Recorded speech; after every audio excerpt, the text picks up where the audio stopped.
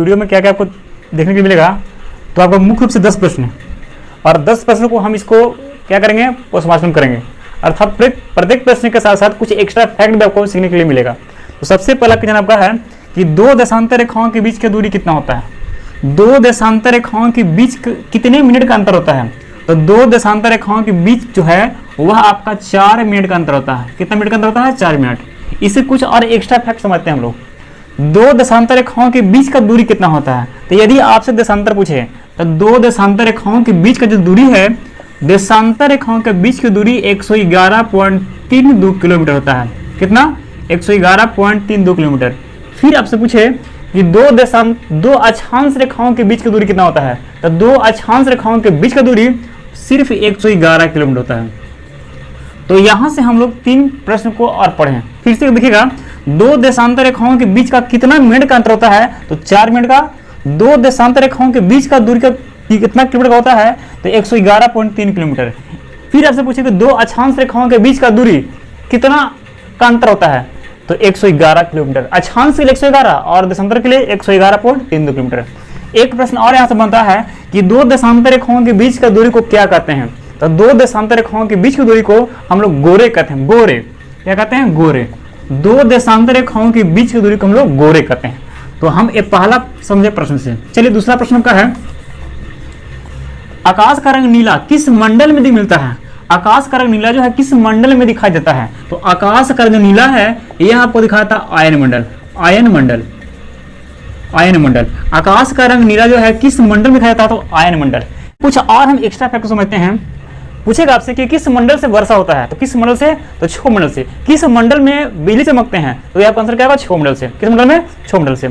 आपसे पूछे कि रेडियो टेलीविजन का संचालन किस मंडल में होता है, यह आपको होगा आयन मंडल। रॉकेट किस कहाँ उड़ता है, तो संताप मंडल में।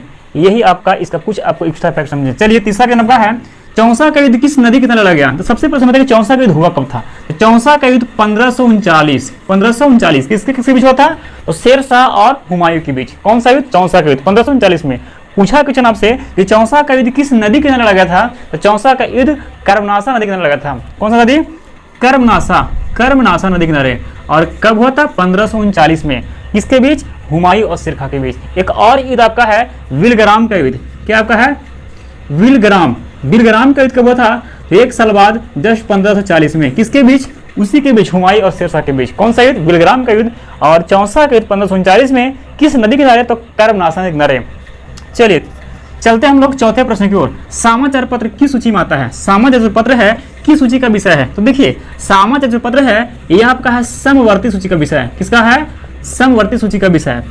पूछेगा आपसे कि हमारे संविधान में कितनी सूचियां हैं। हमारे संविधान में कितनी सूचियां हैं, तो हमारे संविधान में 3 सूची है। इसका जिक्र किस अनुसूची में है, तो संविधान के 7वीं अनुसूची में 3 सूचियों का वर्णन किया गया है। पहला क्या आपका है, राजसूची, संघ सूची और समवर्ती सूची। जिस पर सिर्फ कानून राज्य सरकार बनाएगा वह आपका राजसूची, जिस पर कानून सिर्फ बनाएगा केंद्र सरकार संघ सूची, और जिस पर राज्य और केंद्र दोनों मिलकर बनाएगा वह आपका है समवर्ती सूची। तो इसका आंसर होगा कि समाचार किस सूची का विषय है, तो आपका आंसर होगा समवर्ती सूची। इसका जिक्र 7वीं अनुसूची में है। किसमें है, 7वीं अनुसूची में। चलिए अगला आपका क्वेश्चन है, कौन सा विटामिन जंतुओं में अपने आप बनता है। देखिएगा कौन सा विटामिन जंतुओं में अपने आप बनता है, यह विटामिन है विटामिन B12। विटामिन B12 जंतुओं में अपने आप बनता है। कौन सा विटामिन, विटामिन B12। अब देखते हैं हम लोग विटामिन ए। विटामिन ए की कमी से कौन सा रोग, तो आपका आंसर होगा रतौंधी। कौन सा, रतौंधी। बेरी विटामिन बी की कमी से। फिर आपका स्कर्वी रोग विटामिन सी की कमी से। स्कर्वी क्या होता है, दांत से खून आता है, मसूड़ा से खून आता है। तो ये आपका हो गया कौन सा विटामिन जंतुओं में अपने आप बनता है, तो इसका आंसर क्या है, विटामिन B12, विटामिन B12। चलिए छठा आपका है, भारतीय सीमा से लगा सबसे लंबा सीमा वाला देश। देखिए भारतीय सीमा से लगा सबसे लंबा सीमा वाला देश कौन सा आपका है, तो यह आपका आंसर होगा बांग्लादेश।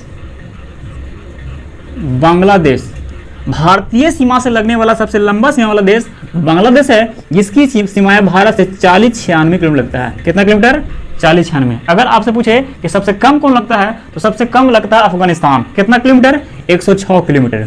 फिर आपसे पूछे कि भारतीय सीमा से लगा सबसे छोटा सीमा वाला देश अफगानिस्तान है। कौन है, अफगानिस्तान है। कितना किलोमीटर, 106 किलोमीटर। सिर्फ भारत के एक राज्य को स्पर्श करता है अफगानिस्तान देश, वह आपका है लद्दाख अर्थात जम्मू कश्मीर।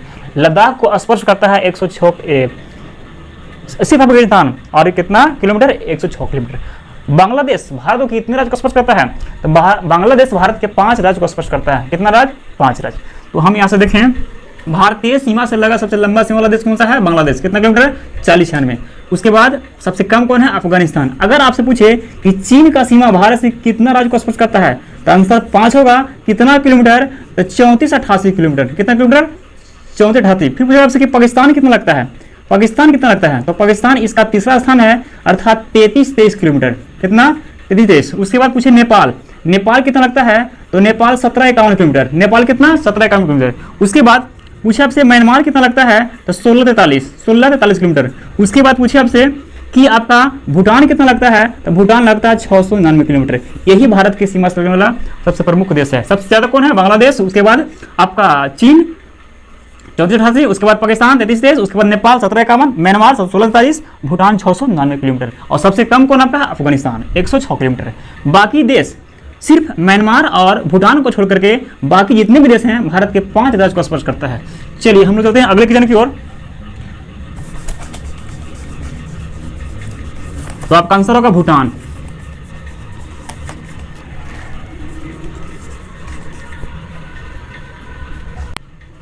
तो चलिए आपका अगला क्वेश्चन आपका है, तीन काठिया व्यवस्था का संबंध किस आंदोलन से था। देखिए तीन काठिया व्यवस्था का संबंध किस आंदोलन था, इसका आंसर होगा